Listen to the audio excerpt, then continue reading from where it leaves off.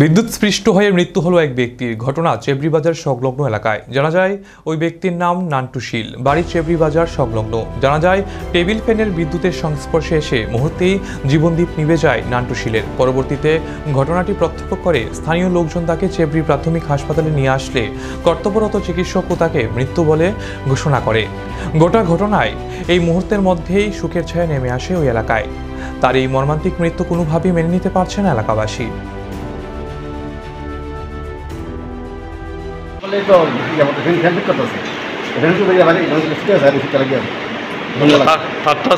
বুকে লাগছে কতটুকু আগে ঘটনা রয়েছে?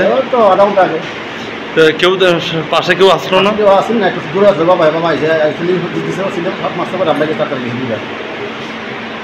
এখানে আপনারা কোন কোন জায়গাতে নিয়ে আইছে? ডাক্তারবাবু কি কইছে? চেষ্টা করছে না, যখন লাস্টে কইছে নাই, ঘটনা হয়েছে, মারা গেছে। মারা গেছে। তার নামটা কি? নান্টু শীল। তার বাড়ি কোন জায়গাতে? সেগুলো লোক